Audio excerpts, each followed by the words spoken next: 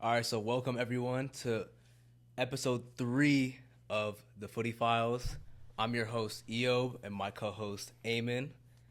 So we're very excited to talk about Matchweek 3 in the English Premier League, and we got some interesting games to look over this week. We do have some interesting games, excited to talk about this week's slate. I'm sure you know why. Yeah, I'm sure Eamon is very excited to talk about this match week.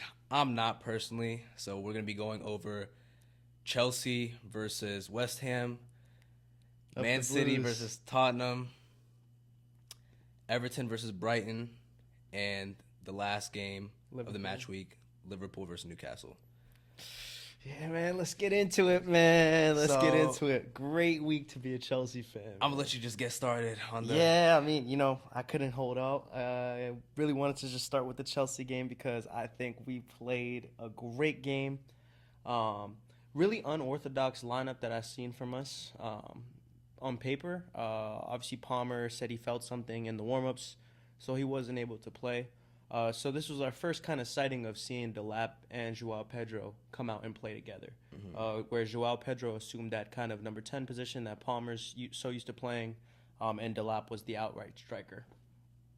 We also had a start from Estival, which was super exciting. Yep. Neymar Jr. Neymar Jr. He had a day. But yeah, I mean, I think if I were to dream how the situation were to go, it would have been that. Everyone who personally wanted this, I wish the lap got one, but everyone else who I needed to get one got theirs. Yeah, I think it was a great game to build confidence on the poor result last week. Yeah. And really set you guys up for success for the season. Got good minutes from some of the younger players. Delap got his first start of the season, Estival as well.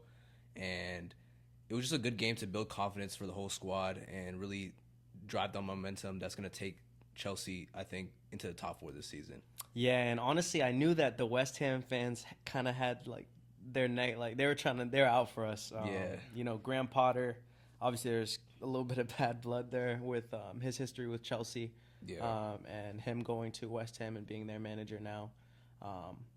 And honestly, on paper, West Ham don't look terrible. Obviously Paqueta had a lot of drama going on around his name for the past couple of months, but I think it's officially been cleared, if I'm not mistaken. So it was really exciting to watch him. He's really a player that I love to watch. And honestly, once he scored the first goal, I thought we were done for. It was a quality goal. That was a goal, man. I'll be honest, though, I think Robert Sanchez has to do better. Nah, there's just some things, man. I was watching that goal, I was like, what can you do? It was a beautiful strike. Honestly, as soon as I saw him win the ball back, start winding up, I kind of knew what it was. And it happened exactly how I thought it was. But honestly, bro, I wasn't even mad. I wasn't tripping. I wasn't throwing a fit or anything like that. I was just you know what? That's class. If it takes that, that's what I'm saying. If it takes that level of, strike to score on my team, then I'll take it, man. If that's the first goal we're conceding all season, by the way.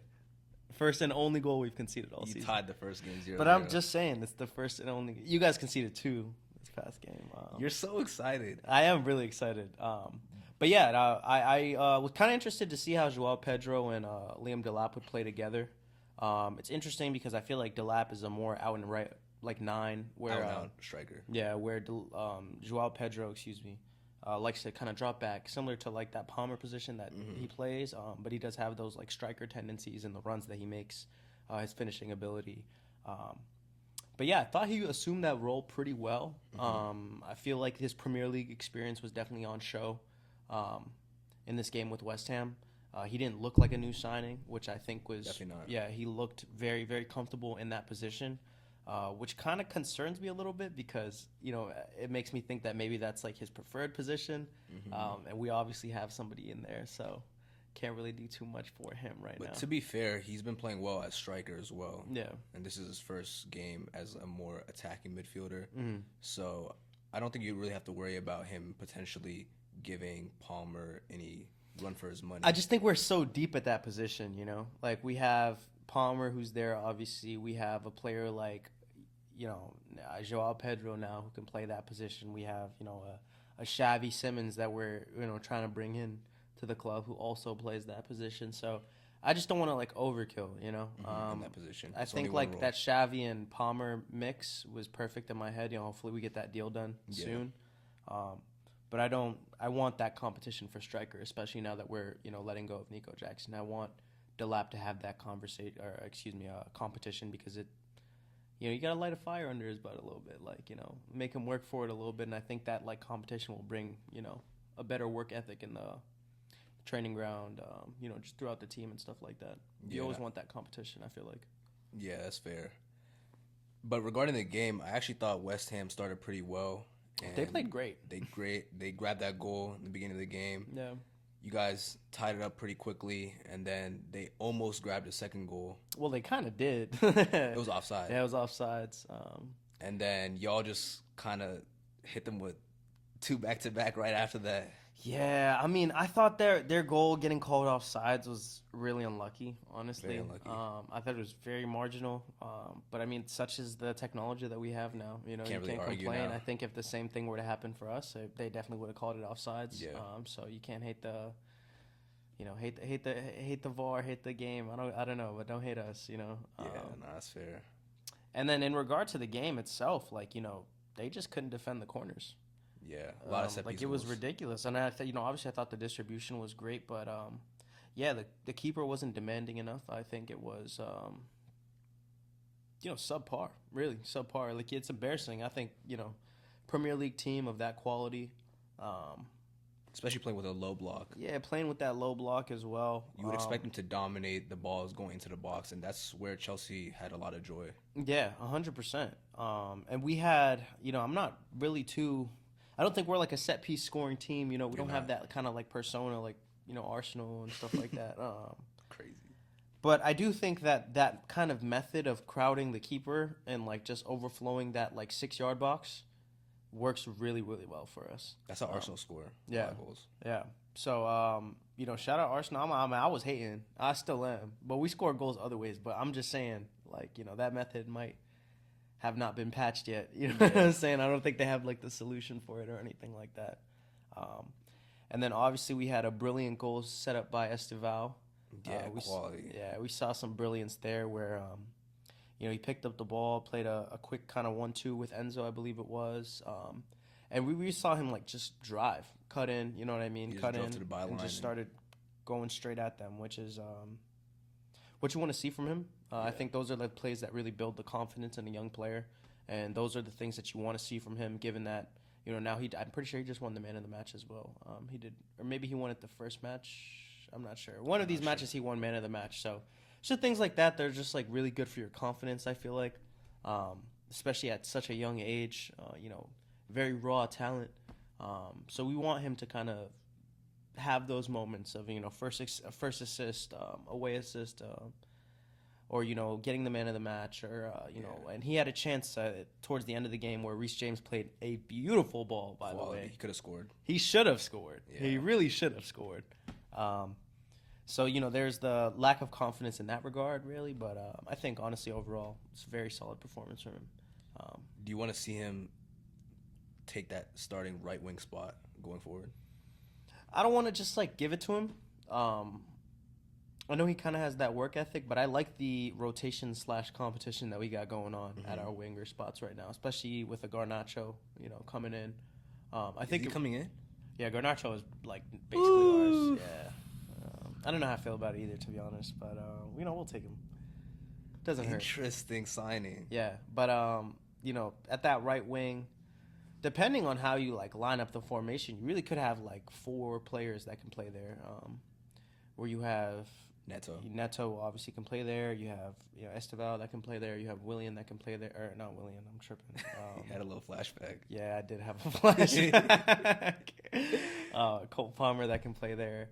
Do you have that much depth there? I mean, Sancho's not there anymore. Sancho's not there. We had Tyreke George, I guess, could play there. Ivo Saka. He was decent last season when I saw him. He's pretty decent. I think he'll probably leave us before the end of the window, though. And then I think that's quite it that we have. Madueke left, too. Madueke left. I can't think of anyone. Yeah, I think that's really it. And then the left wing, we got Gittins, Garnacho, hopefully. Oh, Gittins. Yeah. Neto could play over there as well. Yeah. Neto grabbed a goal. I think that's important for him as well. That was huge, yeah. Because he's not someone that has a lot of output, even if he plays well. So if he can start adding that to his game, I think that'll take him a long way, because he's already a good player. But if he adds goals and assists to his game, he can take his game to the next level and be a real asset to Chelsea. Yeah, Pedro Neto to me, though, is like low-key one of our most underrated players, honestly.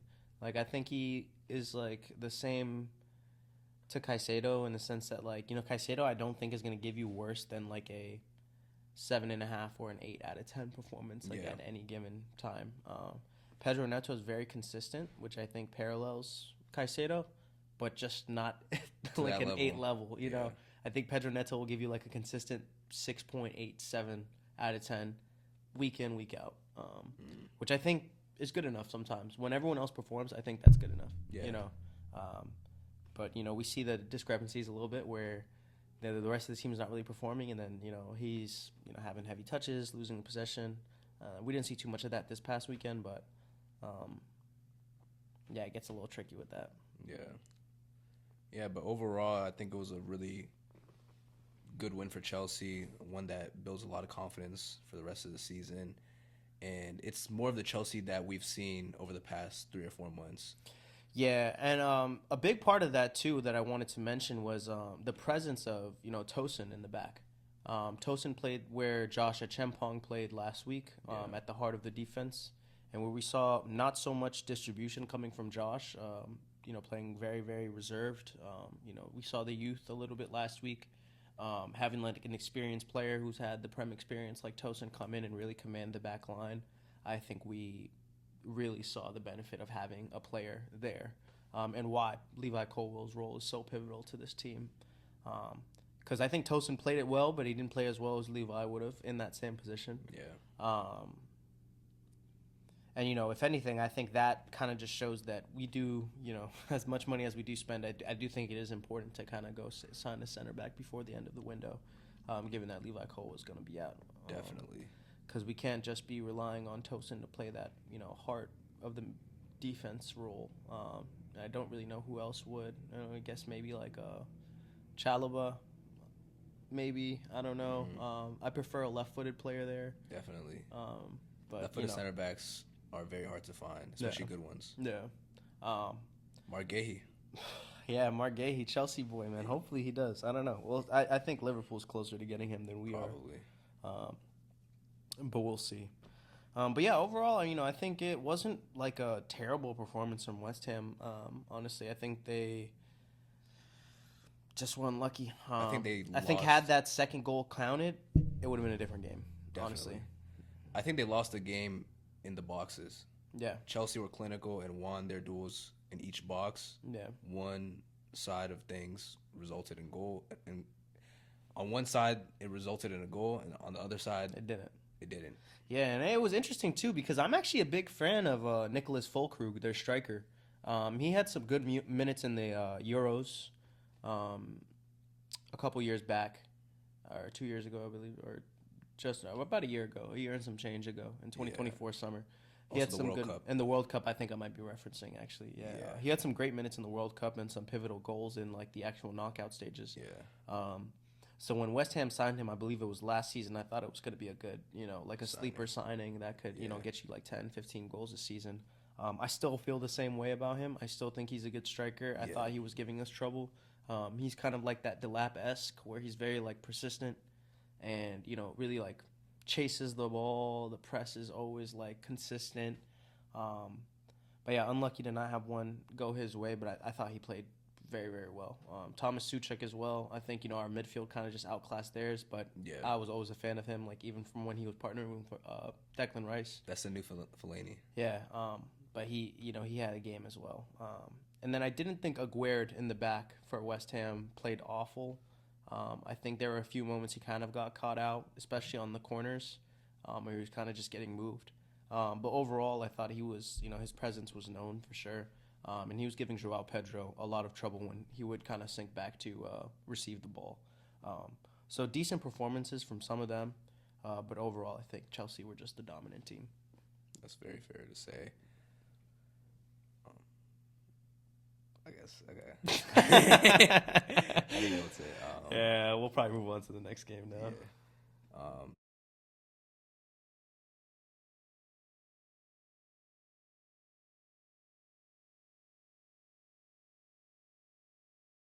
All right, so on to the next game that we're covering. Stinker. Man City versus Tottenham. Tottenham came to Etihad and took Oh, all 3 points. Stinks. Oh my goodness, it stinks. I wish I didn't have to talk about this game, you. but unfortunately, it's probably the biggest game of the match. So, match week, so we have to go over it. But yeah, overall, very disappointing performance from Man City. Tottenham fully deserved the 3 points. I think after the 30th minute onwards, Tottenham just kind of took over the game. Maybe not in possession, but in terms of just being comfortable and hitting us on the counterattack, they were ruthless. And Man City just couldn't really get going. Usually in Man City games, especially during the Pep era of like 18-19 and some of those more dominant teams, you would see a real pattern of play. You would see Man City camped in the other team's box and just constantly, having those overlaps where De Bruyne would cross the ball in, and it would just be a cycle of rinsing and repeating that and through balls and constantly testing the other opponent's defense. Yeah. But in this game, it just never really happened. We had a lot of technical quality on show, but for some reason, they just never got going. It was really disappointing to see. It was one of the first times that Cherki and Haaland started together. Usually, Cherki would come on for Haaland, so I didn't really get to see that much during preseason and some other games. But yeah, overall, it was just very disappointing, especially from an attacking point of view. I think defensively, we weren't the worst in the world, but all it takes is 1 or 2 moments, especially when you're playing against a team of Tottenham's quality, to just get caught up on the counterattack and just lose the game. And we made silly mistakes, obviously, notably with Trafford, who had a good game last week, but I think the pressure may have got to him for this big game, and he kind of gave them a goal early on. So, yeah, overall, I think Tottenham just deserves to win, and definitely a lot of things to reflect on Man City's point of view. Yeah, I mean, 100%, I agree. I think, people, something about Thomas Frank's teams when they're like a heavy underdog, similar to like that Chelsea underdog vibe where it's like you never really count them out. No, but honestly, like we saw, in the UEFA Super Cup against PSG, where PSG came in as a very heavy favorite. And throughout the game, PSG played their style of offense where they, ball heavy, stretching the pitch, really like suffocating the team by advancing so many players forward. We see like Hakimi going forward, Nuno Mensch going forward, things like that. But similarly, I think, Thomas Frank, they were really ready for you guys. A lot of the things that we saw in the first week when you guys beat on Wolves, I don't think were working. Some of the, dribbles or like kind of like moments of cheekiness by like Tijani Reinders that like worked in the first week didn't really work. Oscar Bob, similar sentiment, didn't really look as, the same exciting as he did the first week. But yeah, I think they were just really okay with letting you guys pass the ball around. And they have 2 lethal players up top that can really lead counterattacks by themselves, in Richarlison and Mohamed Kudus. So yeah, I think they deserve the win, honestly. Yeah, that's very fair. I think, especially like you said, when we got into that final third with Cherki and Reinders and Bob, Paulinho and Jet Spence especially were just on us. No room to do anything. Yeah. So shout out to Tottenham's midfielders. They were just covering ground and really being on top of things, really alert. Mm-hmm. It's easy to kind of get mesmerized by the passing and the 1-2s and all the technical quality on display when you're playing against Man City, but they really knew their job, stuck to it, and got it done. Yeah, got it done, honestly. And that partnership in the back, Van de Ven and Romero, I said this, I think, on our first episode, but I really do think that is like one of the best center back pairings in the Premier League. And I really do stand on that statement. 100%. I think we saw it in full display this past weekend. I don't think, it was all credit to them for doing, a great job. They did a great job, but I also think you guys needed to be a bit more clinical in the final third, so it was a little bit of both. But they looked great. And Jed Spence, to your point, very young, came onto the scene last year. We saw him, getting some rotational minutes throughout the season, but now I think he's really solidified himself as that starting left back for them. So it's really exciting to see him because I do rate him as a player. I think Kojo actually gave him a shout-out the last time we shot with him. Oh, did he? Yeah, he was really rated. Kojo really rates. Kojo, if you see this, I know that you rate Jed Spence. I gave this a shout-out. He's a 1v1 demon. He is. He's pacey. He's pacey and aggressive. Pacey, and he'll hit you with the move, man. Yeah. You see his post on IG? Nah, I didn't. He posted basically saying, like, who's going to take me on 1v1, kind of. Oh, really? Yeah. Like, he was, like, backing it up. Like, no one's taking me 1v1. I was like, I can't even say nothing. Yeah, I don't really know who would take a 1v1 from our squad. Nobody, probably. Maybe Esteval. Yeah, Esteval. I don't think the Premier League really has many 1v1 demons anymore. Maybe Doku. Yeah. Doku's probably the best 1v1 winger. You think so? In the Prem. I don't think so. Who? I don't think it's Doku. You can't just say no and not name anyone. No, I mean, let's think.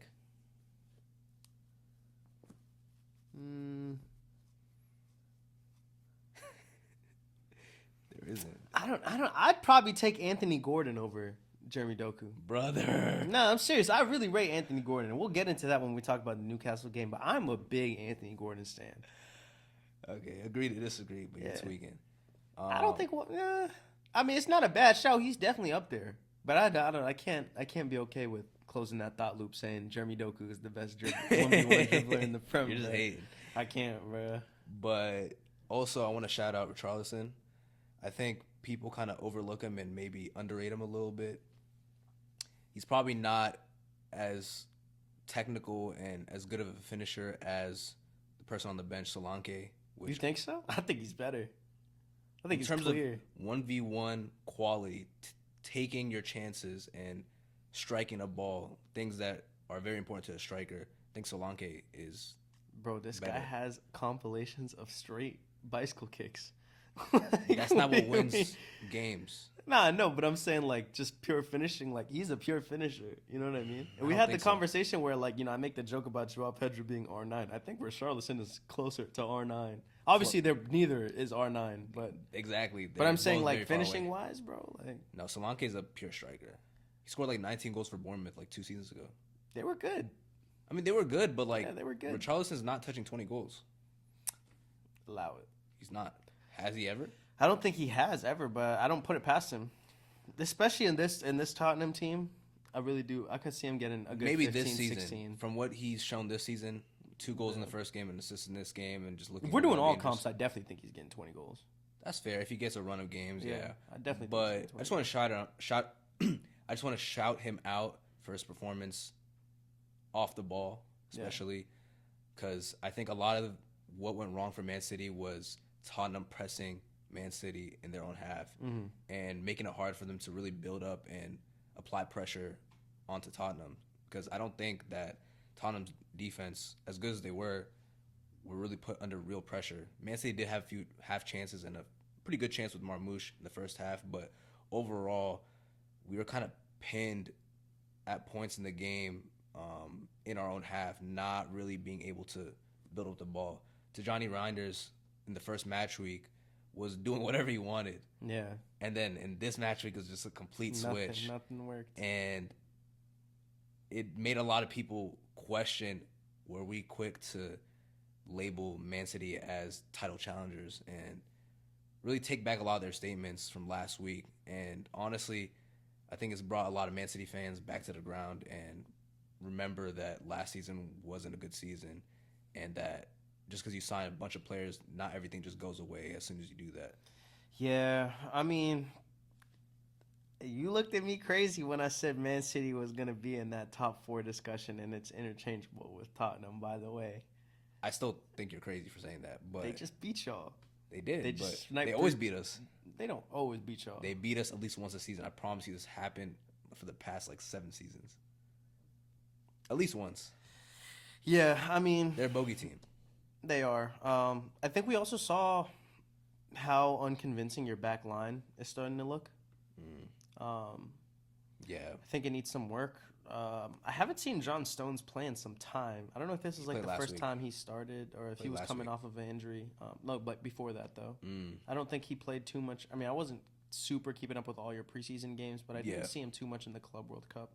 And then towards the end of last season, I definitely didn't see him. So yeah, he hasn't been playing consistently for a while now. Now he's starting to get back. Yeah. Last week he was actually really good. Yeah? Yeah, but I think we are missing Josko Vardiol. He's Yeah, injured right now. And honestly, I was really disappointed to see Rico Lewis in the starting 11 at right back, especially in a game of this magnitude. I think he just doesn't have the physical qualities to play right back against top wingers and just top teams in general. I think he's small, can get bullied, not really that fast. He's a little quick in terms of acceleration, but he can't run down the field and catch up to a really fast winger, for example. And I think he has a little bit of defensive, lack of awareness, which I think cost us on the first goal, especially where Richarlison crossed the ball and Johnson was lurking behind him and he just tucked it away. Yeah. So going forward, I would like to see Kusanov come back and play right back. I think he was pretty decent against Real Madrid last year, against one of the best wingers in the world, Vinicius. Stunk it up against us, though. Yeah, he did. But I think ever since that game, he's been pretty strong. Good, yeah, pretty solid. And I think we do need some defensive, strength in the right back position. And where's your boy Nunes? Matheus Nunes. Yeah, Nunes as well. I would definitely rather have him over Lewis going forward. I think he's a lot faster, and I think he has more to offer going forward as well. So, especially when you're playing Aït-Nouri at left back, very attacking left back, I think we need a right back who sits back a little more and is defensive minded. Yeah, makes sense. Yeah, but I mean, Tottenham deserved it. I think so. Brennan Johnson, I did want to kind of highlight him a little bit. He was dealing with some, slander from some fans last year. Yeah. But came back, deactivated his socials and scored, I think, in 13 or 12 straight, some crazy number. So, shout out him. Hopefully he keeps up that form. But I am really excited about Tottenham. I think this game gives me hope to see what they'll look like for the rest of the season.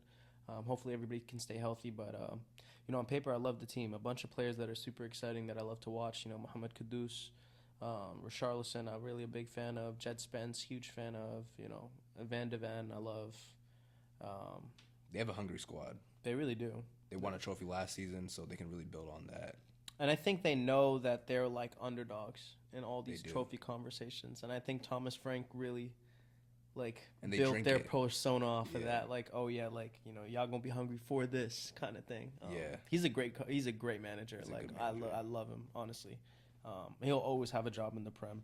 It's really impressive, by the way, the 7 years he did at Brentford. That's not something to take lightly, because those mid-tier teams, they recycle managers like it's nothing, But yeah, overall, I think it was a very disappointing performance for Man City, and I think Tottenham fans leave the game very confident going to the rest of the season. I think they're top of the league now. They are top of the league, yes. Yeah, I think they have more goals. Arsenal. Liverpool and Arsenal. No, actually, Arsenal's definitely first, I feel like. Regardless, they have max points, 2 out of 2, haven't conceded a goal. So it's very impressive on both ends of the field. And I think Man City have a lot of questions to answer, but they'll get answered. We'll see how the season plays out. Yeah, you guys will be okay. It's early. So the season's long. Marathon, not a sprint. Yep. All right, cool.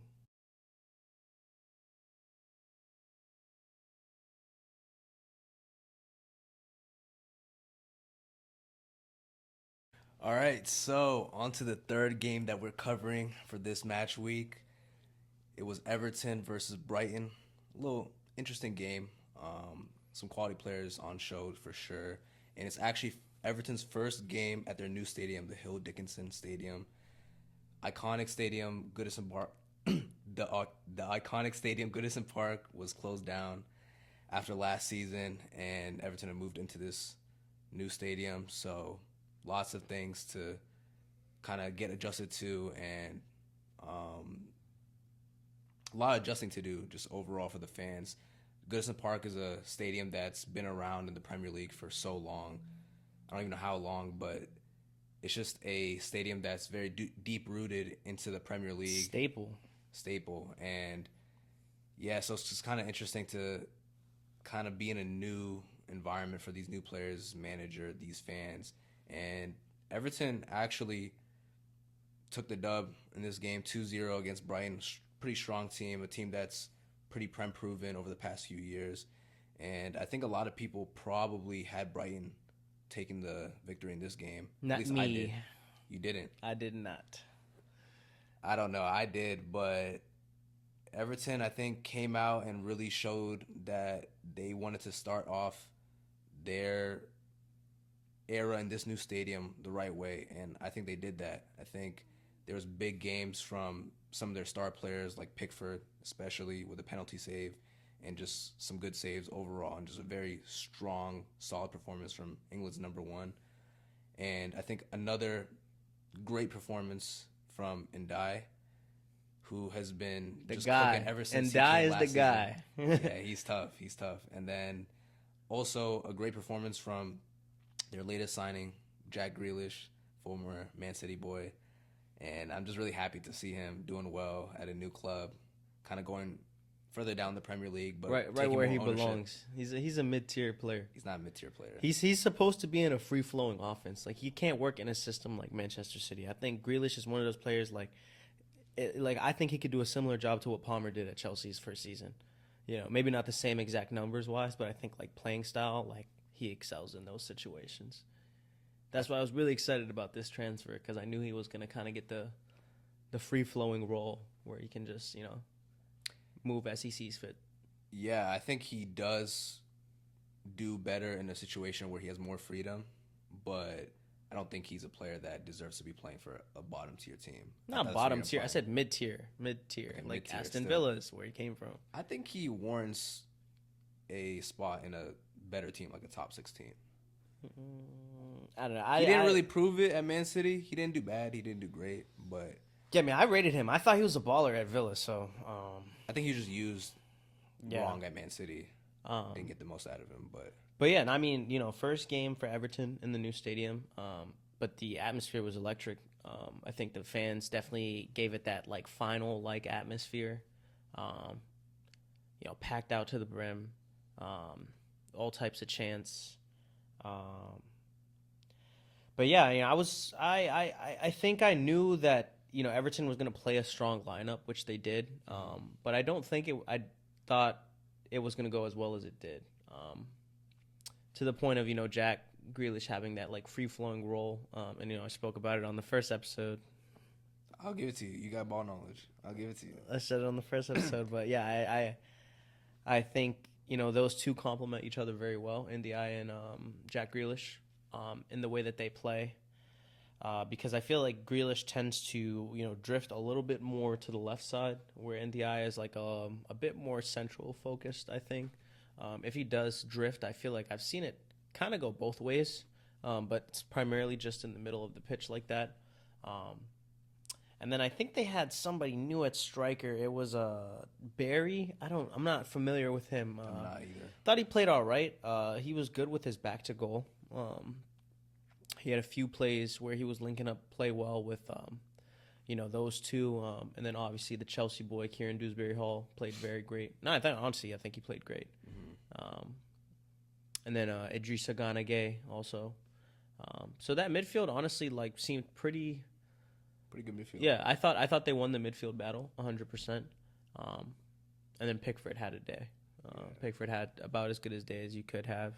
And I think there was a little bit of unluckiness from Brighton's side as well. For sure. A few chances that I thought they really should have scored. O'Reilly, this is my first time seeing him in that 10 position. I didn't see too much of him last season. I thought he had, probably 3 significant chances that he probably should have scored. One of which was an attempt outside the box, which was on target, but it was a tame effort. Pretty easy save for Pickford. There was another one that I think came back and he had it shot it first time but skied it over the bar, which I thought also should have been a goal. And then there was a ball that Matoma had like a brilliant run on the left wing where he beat 2 men and then centered the ball, found O'Reilly in the box, and then I think he put it wide or it went over. I can't remember. So, yeah, it wasn't the greatest performance from him. I thought Minta played well, though. Yeah.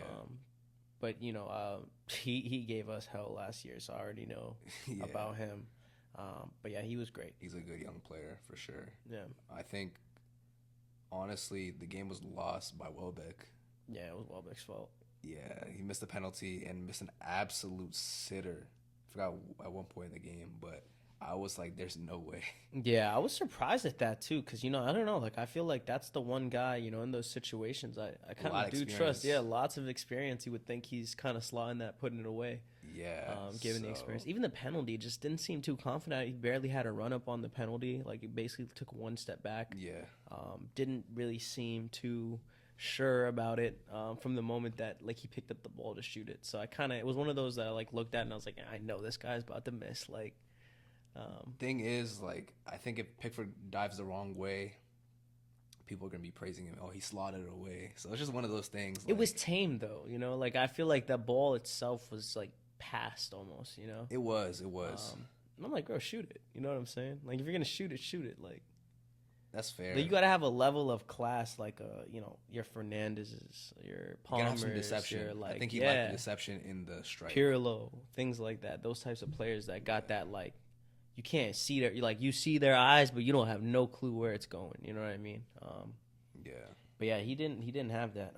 And then Van Heck obviously had a crazy shot from distance in the first half that had a pretty nasty deflection off the back of I'm not quite sure. I think it was Tarkowski or something like that. But yeah, slapped off the post. Really unlucky. Yeah. I think Matoma as well had a really good shot. Yeah. He flicked it over someone and I think hit the post, but it was honestly a contender for goal of the season if it went in. Yeah, it was a really good goal. That Van Heck goal, the Van Heck shot, man. I'm telling you, I don't know, you got to pull it up on the reels when we get the chance from. But yeah, I thought it was going in, and from a player like him too, you don't expect him. It was kind of like that company goal from Man City where it's like Leicester. Yeah, he just like shot it. Like it was kind of like that. I looked at it, I was like, bro, what's happening right now?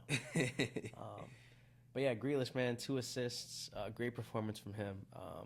He's definitely a player that, is loved by most football fans. Yeah. So it's really good to see him, get some good minutes and get a good win for Everton. I'm really excited to see what they do this season, honestly. Like, I think they'll be a team to watch out for this season. Sleepy top 10.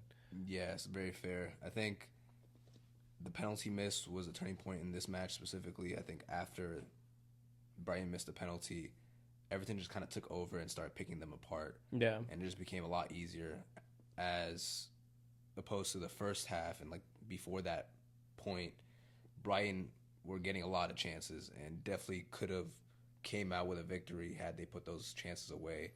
It's a pretty open game, honestly. Very open game. Especially considering the way that Everton typically play, just in terms of in the past.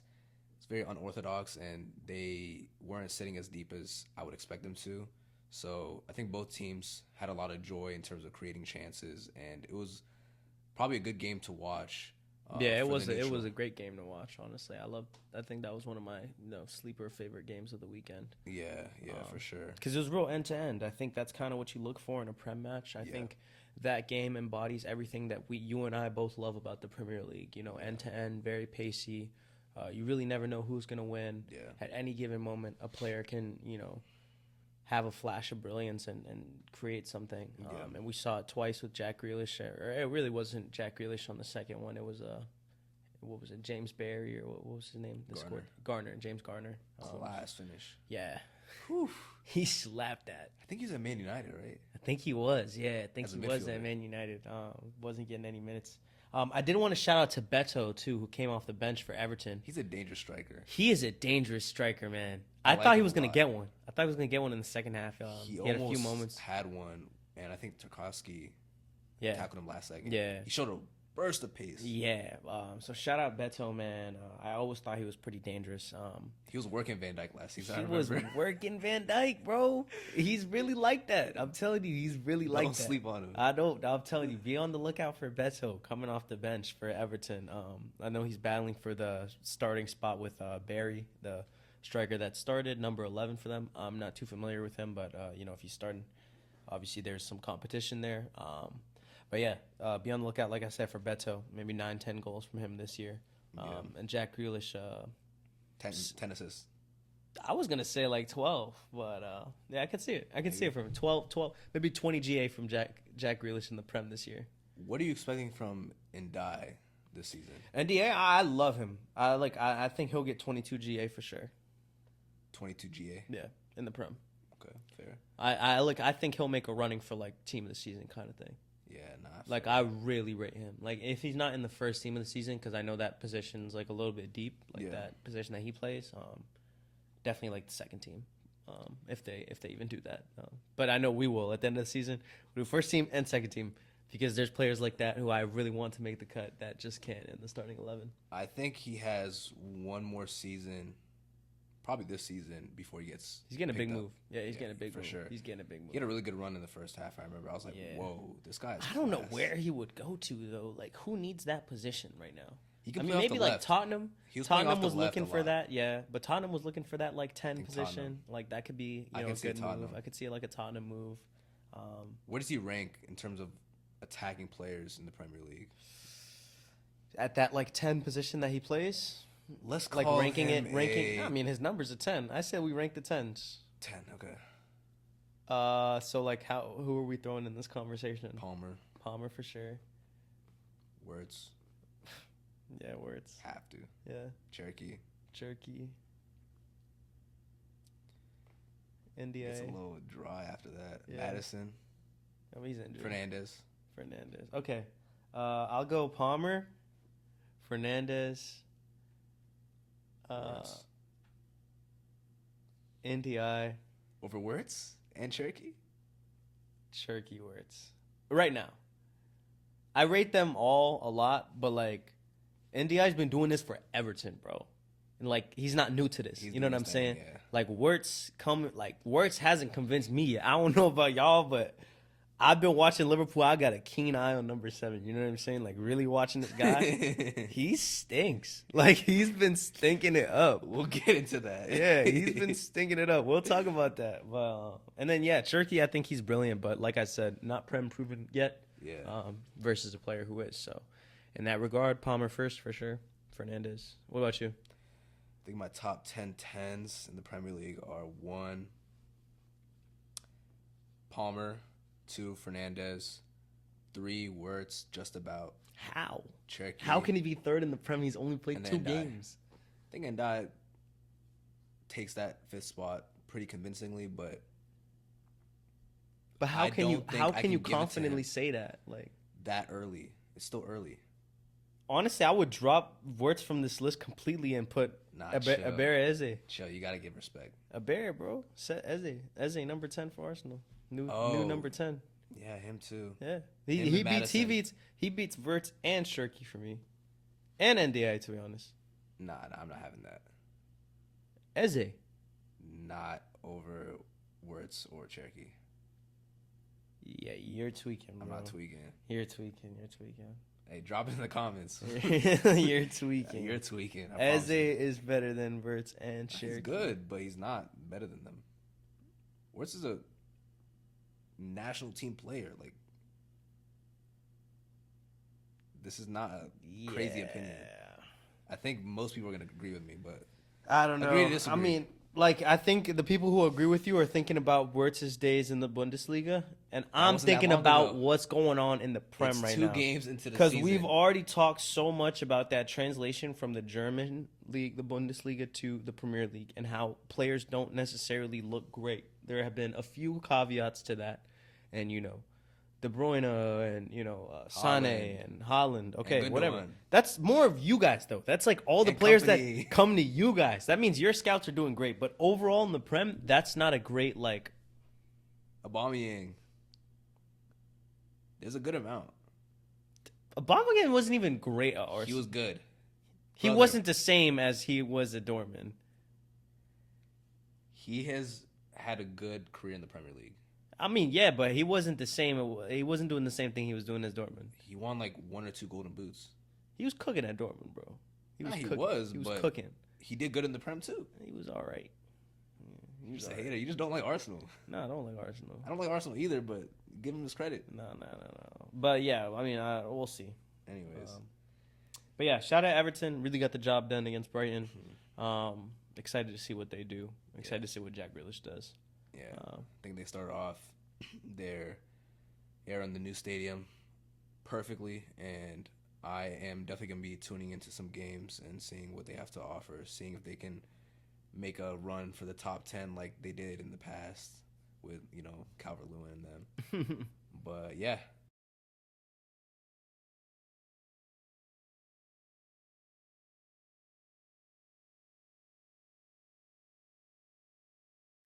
Okay, so on to the last game of this match week, the Monday night game. Liverpool versus Newcastle. Scenes. Gut-wrenching game, at least for me. Yeah. Liverpool came to St. James's Park and got the victory 3-2 in the very last second. Rio! Honestly, that was one of the hardest Liverpool wins I've watched. Yeah, I mean, I had Liverpool money line, so I'm not gonna lie, I was sized. I was so sized, bro. You were sized? I was tripping at first. I was like, no, not a tie. I can't have this. But yeah, shout out. Why do you do that to yourself? Like, you want Liverpool to lose in terms of the title race and thinking about it from like that Chelsea point of view. So why do you bet on Liverpool? It's like realism versus naivety. You know what I'm saying? Like the naivety part of me is like, oh, obviously, I want Liverpool to lose. Yeah. It's not likely to happen. And then, like, the realist aspect is like, okay, Liverpool is supposed to be Newcastle. They catch that at plus 100, you know what I'm saying? Like, that's free. Do you bet against Chelsea? Huh? No, I never touched Chelsea. I'm way too biased. That would be crazy. Yeah, I'm way too biased with Chelsea. Oh, my God. But, yeah, it was a very entertaining game. I think it was a game that a lot of people tuned into, just given the history of both teams with very passionate fan bases. And the turmoil right now between the two. Yeah, especially with the whole Alexander Isak saga going on. Yeah, man, those Liverpool fans let the Newcastle fans hear it. Yeah, they did. Yeah, I heard all types of chants. We're trying not to curse on this podcast, so we're going to refrain from saying the chants. But hopefully we'll put a clip on the reel or something. You guys will see it. But, yeah, I mean, even despite the fans, the Liverpool fans being as present as they were, Newcastle played a great game. Great game. I thought they played better up until the red card. The red card I felt like was really the turning point of the match. But honestly, I don't think Liverpool even kicked on after the red card either. Yeah, I mean, there were, in the second half, there were a few moments that I thought it almost looked like Liverpool had the man down. Yeah. I was like, what is going on? Like, I've never seen this before. Like, yeah, it was crazy. And I looked at the stats after the game, and Liverpool only had 5 shots in the whole game and scored 3 goals. Newcastle had more shots with 10 men. It's clinical, though. 5 shots, 3 goals. Yeah, it's just... That's what you want to see from your... The quality just came through. Yeah, 100%. And, Newcastle to be competing at this level without Isak and, given that, even your manager, Eddie Howe, has come out and say that, the club's morale has definitely been lower since Isak has been, publicly, having all these messages online and, the public feud between, the club and Isak has definitely taken a toll on the players. So I think part of them wanted to come out and beat this club because it's like, Isak really wants to go here and like... We're better than you. Yeah, Stay like... here. Yeah, exactly. Like, we beat the club you want to go to, now what? Kind of thing. So we saw it. Like, we saw from Joe Ellington, like, I saw, like, some fire in his eyes. Like, Bruno Guimaraes, like, also Sean Longstaff, Tonali, you know, really had the fight. Gordon, before he picked up the red, I thought he was brilliant. Yeah. So, you know, they you know, Newcastle has a great team. They have a great team, a great fan base. I think they can compete in games. Very like well structured club. Yeah, they can compete in these games. If Isak didn't have this whole thing going on and he committed his future to Newcastle, I think they could have really built something, especially with all the money coming in. Yeah, I mean, and they have money to spend, like you said. So like even without Isak leaving, they were still willing to spend, you know, 80 million on Joao Pedro. Imagine that money on like another player. Ekitike too. Ekitike, yeah, they were looking into as well. So, you know, they have the money, and they even as is, like, their squad is pretty good. I'm a huge fan of Livramento. I thought he had a huge game. Yeah. At the right back position against Gakpo. Really shut him down, I feel like. And then on the other side, I think it was Lewis Hall. I thought Gakpo played well, to be fair. But yeah, Gakpo did play well, but I mean, you know, those are my Chelsea boys, so I got to show some love. Lewis Hall, too, on the left back side. Those are the that's really what I wanted to be Chelsea's, you know, fullback pairing for the next decade, or those two. Yeah, Lewis Hall is good. Lewis Hall is great, and Livramento is great as well. Both of them came through the academy. They went to Newcastle, I think, 1 year after each other. But yeah, we really just set up Newcastle with the best fullback pairing for like the next decade. Both of them are like 20 years old, and they're brilliant. And it was on full display. Salah stinker. I'm telling you, he stinks it up for 90 minutes, and then he comes up with a clutch goal or assist at the end. Yeah. That's what happened again, back to back. Yeah, but I mean, output is output at the end of the day. He actually blows me, bro. Output is output. I thought, you know, he didn't play great. Nobody really played great. I think it's interesting because last week you also mentioned Van Dijk. Yeah, he did.